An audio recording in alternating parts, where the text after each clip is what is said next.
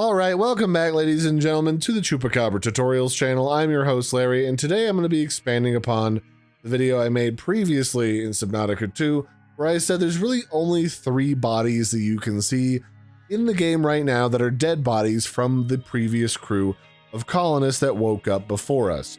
The first one was hanging from the sleep bay that we woke up in, stuck inside of their suit. The second one was encrusted in coral. And then the third one was encased in minerals inside of the hot caves.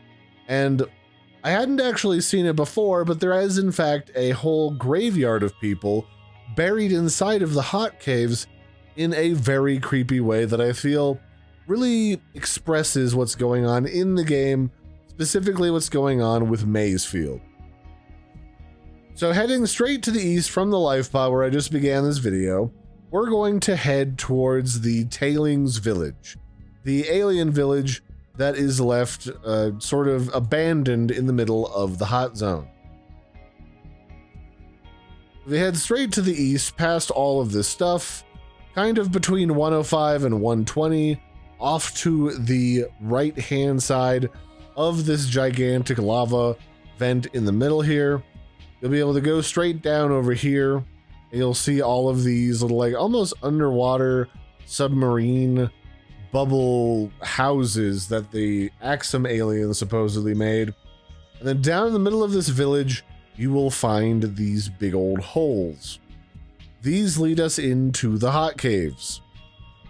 And then down in here, we head into the hot caves main largest cavern area.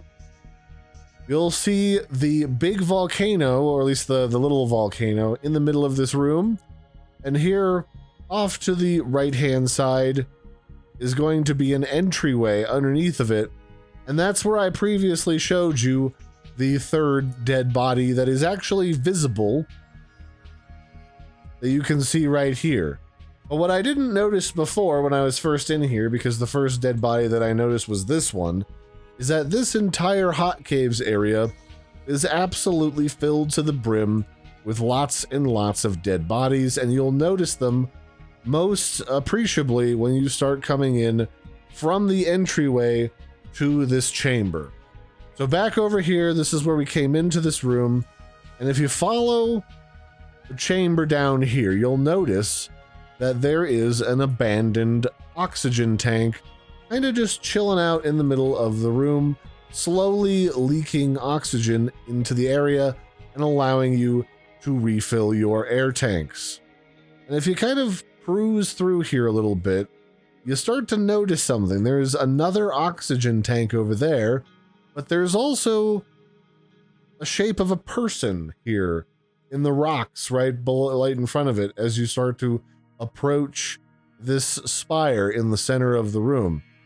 And then from this body, if you kind of like go over here to this other oxygen tank and kind of start peeking around, you'll notice up on the sides of this vent, on either side really, you'll start to see that there's other shapes poking out of the vent on either side. There's more people that died down here, Masefield syndrome drawing them up to this volcanic vent. And as they climbed the vent, I'm guessing they got cooked alive and adhered to the sides of this lava plume, because there is probably dozens of bodies here. You know, we've got this first one right here, so that's 1, maybe 2. There might be another person right here. And then you've come over here and there's 3, 4, 5, 6, 7, 8, 9, 10, 11, 12, 13, 14, 15. There's probably close to 20 different people just on this side alone. So this area is in fact just a gigantic graveyard full of people drawn by Masefield syndrome up into this cavern to feed the Titan rock boar tentacles. And initially I didn't really think to look for these people, because the first one that I saw was the one inside of this chamber, and this one is a little bit different colored to kind of draw your attention to it. But there's definitely more people that are kind of trapped up on in here. And it all goes down into here where it feeds this Titan rock boar tentacle right here that feeds the gigantic world tree in the distance. There's a very closed web of life, and it seems that the world tree feeds the environment of this planet of Proteus, and then all of the life on this planet goes back to feeding the Titan rock boar.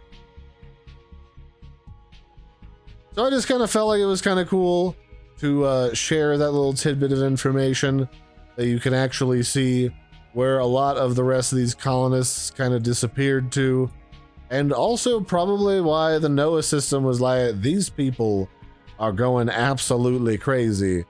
They're killing themselves in the middle of these underground caves, seeking warmth and going a little nutso and baking themselves alive into the sides of volcanic vents.